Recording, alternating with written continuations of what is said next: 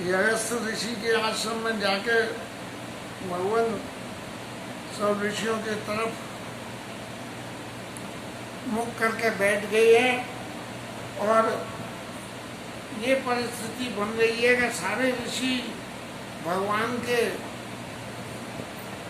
रूप स्वरूप को, उनके मुख चंद्र को देखकर इतने खुश हो रहे हैं कि शरद इंदु तन चितवत, शरद की पूर्णिमासी के चंद्रमा को जैसे शरद की पूर्णिमासी के चंद्रमा को चकोर देखता है, ऐसे भगवान को जो है सब ऋषि मुनि देख रहे हैं।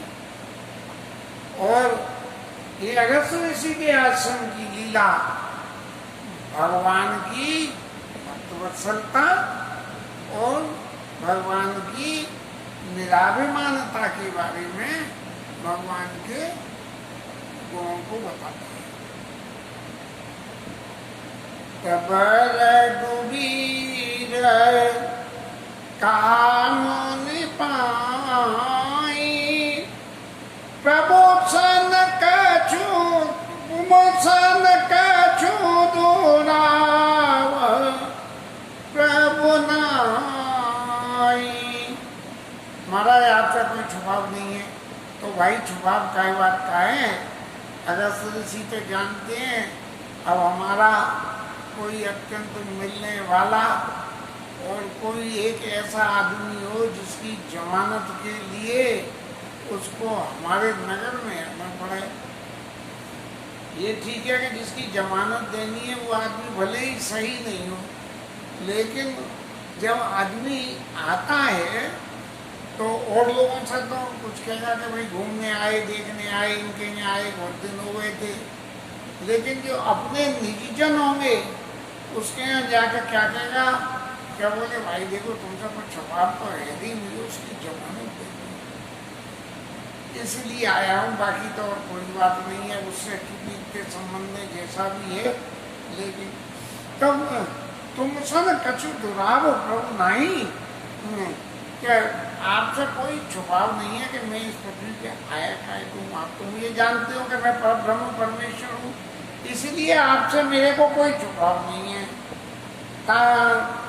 तुम जानो यही कारण आयऊं ताते ताते न कहीं समझायो।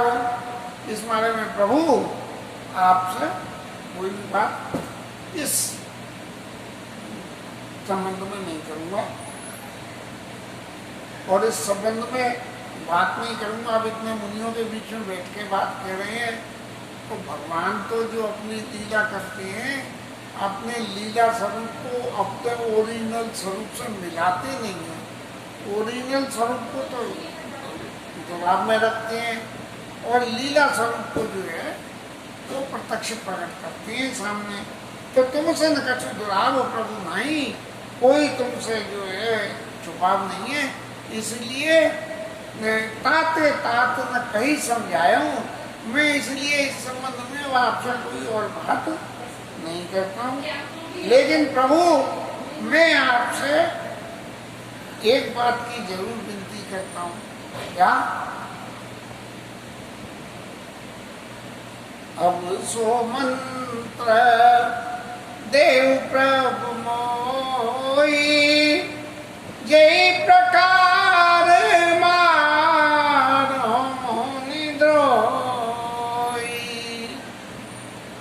मेरा जो वास्तविक स्वरूप है उसे तो आप एक तरफ रहने दो, लेकिन जिस स्वरूप को लेके मैं आपके पास आया हूँ तब आप महाराज मुझे ऐसा मंत्र दो कि मैं मुनियों से द्रोह करने वाले को मार डालूं। ऐसा नहीं है उन्हें भगा दूं या उन्हें सुधार दूं, वो सुधार सकते नहीं है। इसीलिए यही प्रकार मारो मुनि द्रोही और मुनि मुस्काने।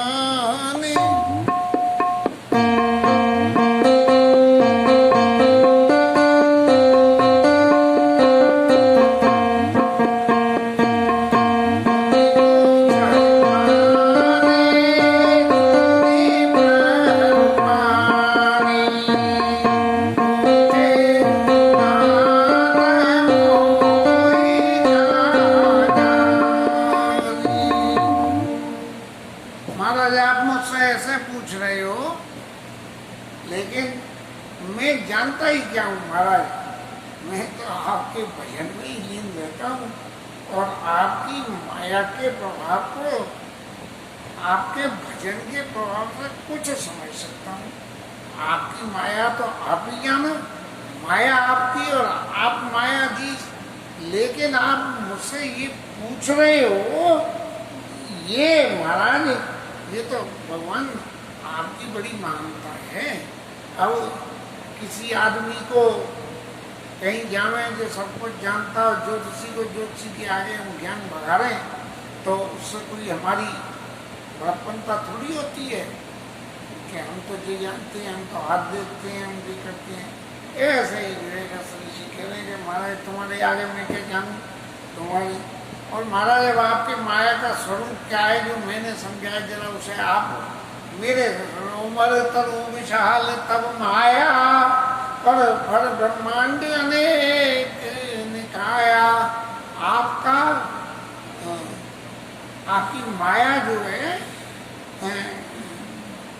वो उमर के पेड़, गूलर के पेड़ के समान है। गूलर का पेड़ बहुत बड़ा हो जाता है और बरसों उम्र होती है और एक से दूसरी जगह होते चले जाते हैं। उमर तनु विशाल तब माया, ऐसी आपकी माया है कि एक बार पीछे लग गई तो लगती चली जाए, लगती चली जाए, लगती चली जाए।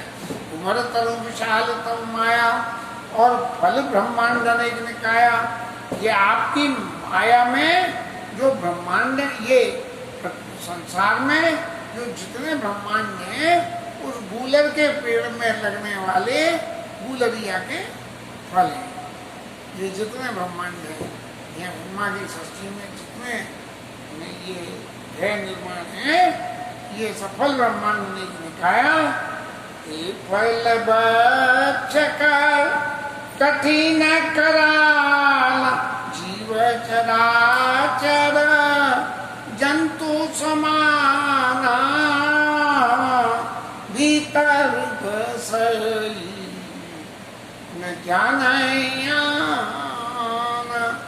और ये जो एक एक ब्रह्मांड में जो जीवधारी बस रहे हैं वो क्या है कि गूलर के फल में कीड़े होते हैं, तो ये जो है उसके अंदर बसने वाले कीड़ों के समान है। महाराज हम तो, हमारी जिंदगी तो उस ब्रह्मांड रूपी गूलर के फल में, ब्रह्मांड रूपी फल के भीतर बसे हुए कीड़े के समान है।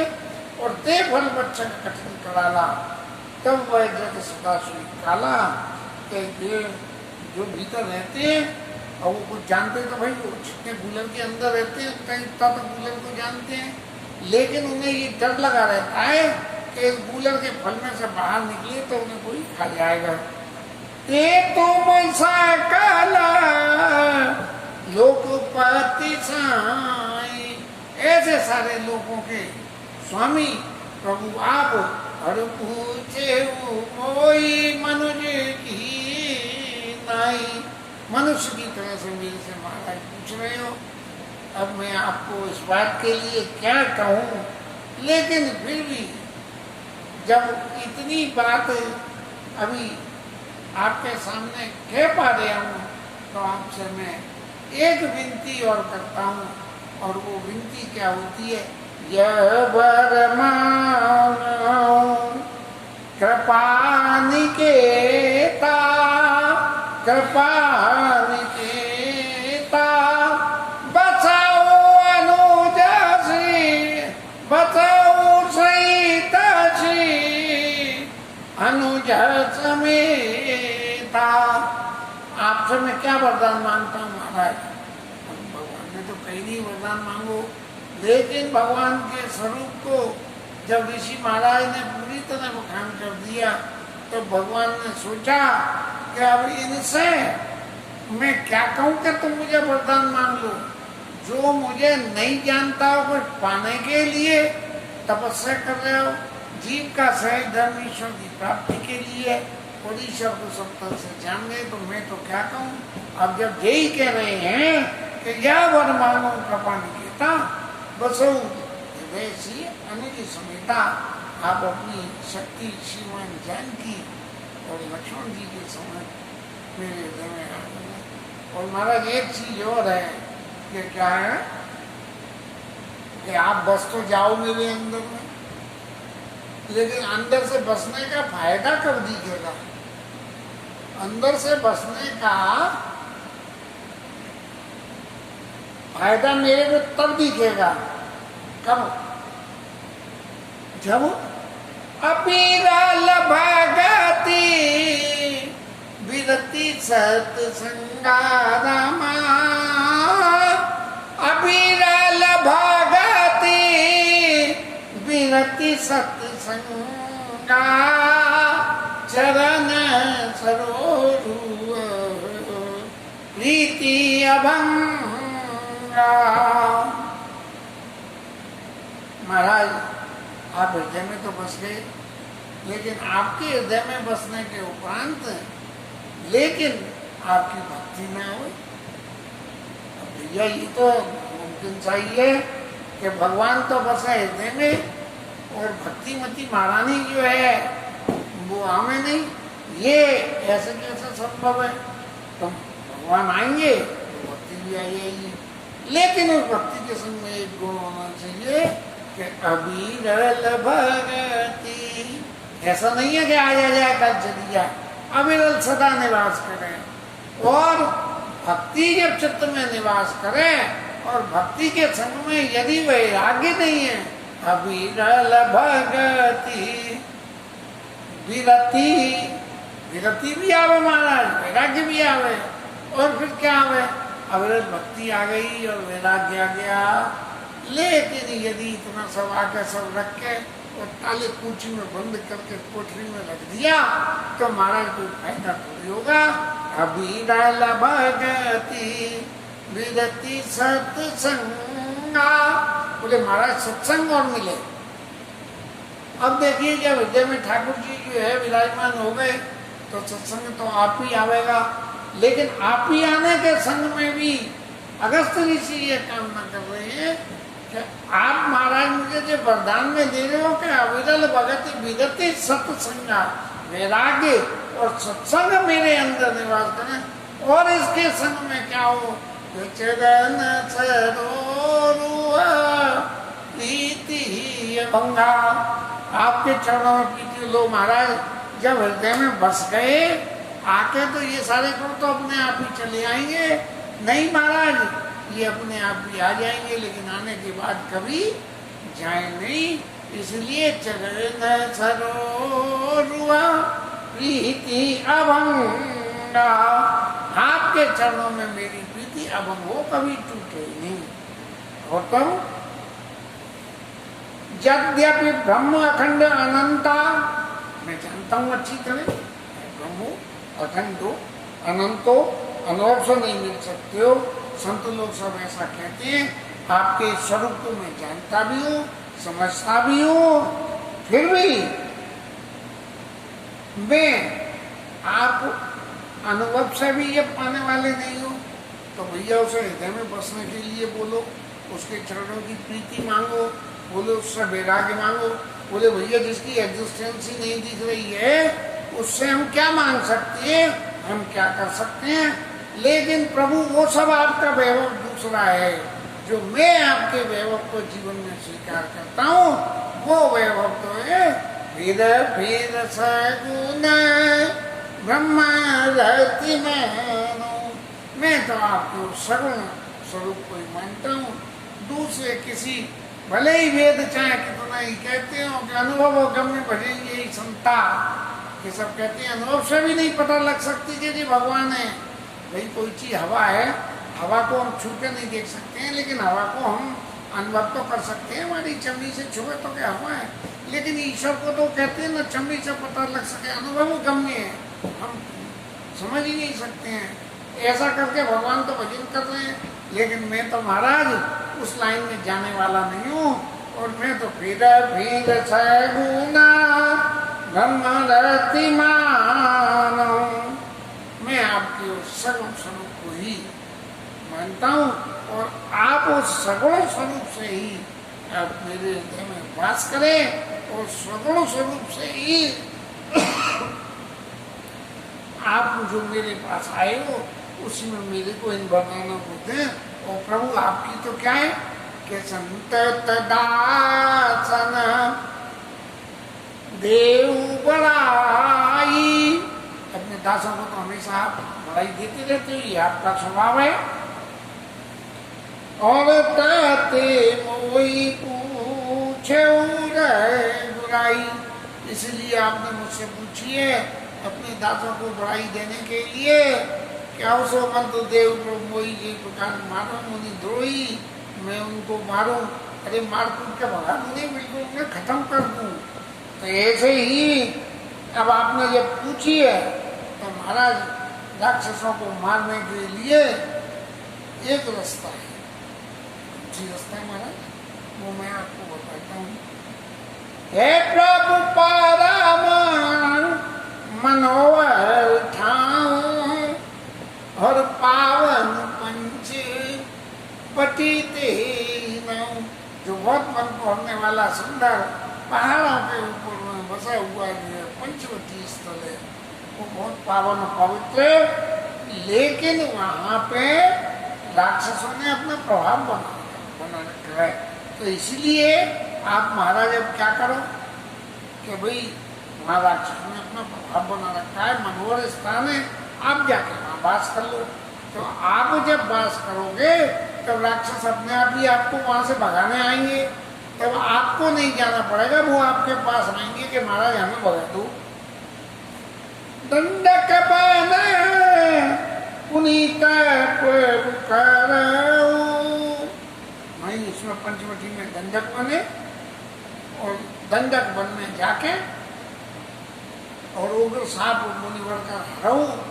अब ये लीला कथा तो याद नहीं है, मैं देखनी पड़ेगी कि दंडक वन में कौन से ऋषि का श्राप लगा जो वहां जाके राक्षस बस गए उसमें दंडक वन में। इसलिए महाराज जो दंडक वन को लगा हुआ श्राप है, वो श्राप से चित्रकूट में नहीं पंचवटी में उस श्राप का आप खत्म करा दो।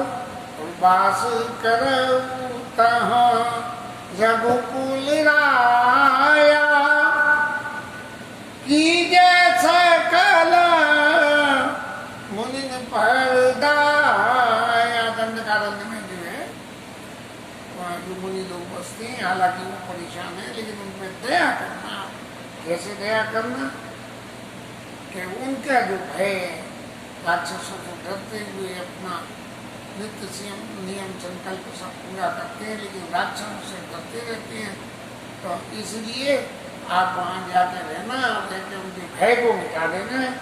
और फिर ये इसके बाद में भगवान राम चले, राम चढ़ाए छुपाई और तुरंत ही पंचवटी में आई, पंचवटी की ओर चल दिए और पंचवटी के पास प्रभु आ गए। और पंचवटी में जाके अब भगवान राम की जो गीतराज जटायु महाराज से उनकी भेंट हुई और जटायु महाराज ने अपना सारा प्रसंग के देवासुर संग्राम में जिस वक्त राजा दशरथ देवताओं की तरफ से लड़ रहे थे, उस वक्त उस युद्ध में मैंने आपके पिताजी की मदद करी थी। गीत राजते भेंट गई भाई बहुविधि प्रीत जलाई, और बहुत प्रीति को क्या महाराज मैंने वहाँ भी मदद करी थी राक्षसों को पीटने में, और मैं यहाँ भी आपकी मदद करूँगा। हाँ, तो इसलिए महाराज आपने दंडकारण्य में वसु गीत राय की भेंट में बहुविधि प्रीति बढ़ाई और गोदावरी निकट प्रभु रहे छाई। गोदावरी नदी के किनारे पर जाके और यहाँ दंडकारण्य में गोदावरी नदी के किनारे जाके और पत्तों की कुटिया बना के और प्रभु वहाँ रहने लगे। इसके साथ आज की अगस्त ऋषि के आश्रम की कथा समाप्त। और सुतीक्षण महाराज का जो प्रसंग था ये भी लगभग विश्राम पे आ गया। और चूँकि अब ये दंडकारण्य की कथा तो नाक कान काटने की और राक्षसों के वध की लीला है, तो वो इस लीला में कुछ आगे जाने से तो नहीं होता। लेकिन यहाँ अरण्य कांड में लक्ष्मण जी का जो प्रसंग है वो प्रसंग फिर दोबारा से ठाकुर जी को सुनाने की मेरी मन में है कि भगवान से लक्ष्मण जी ने प्रसंग कहा है कि ज्ञान वैराग्य भक्ति माया जीव ईश इन सब की महाराज मुझे समझा के कहो। तो उस बात के लिए कुछ जो अब तक निरंतर में इन बातों के बारे में जब कभी भी चित्त में आता है और सोचता हूँ, हालांकि उसके ऊपर में मैं क्रियान्वयन तो नहीं कर पाता हूँ। ये संसार में रहने वाला प्राणी कैसे जो है सारे अवगुणों को छोड़ के जब तक गोविंद कृपा नहीं हो तब तक तो संभव नहीं है, लेकिन फिर भी प्रयास करने में कुछ हानि नहीं है। इसलिए भगवत चरित्रों को याद कर करके कई चरित्रों को बार बार स्मरण करने से शायद कुछ ज्ञान आ जाए, कुछ भक्ति आ जाए, कुछ वैराग्य आ जाए, और यदि कुछ नहीं आवे तो भगवत नाम जपने का तो सुख मिलेगा ही मिलेगा। ऐसा कह के आज की कथा विश्राम हरि नाम कीर्तन।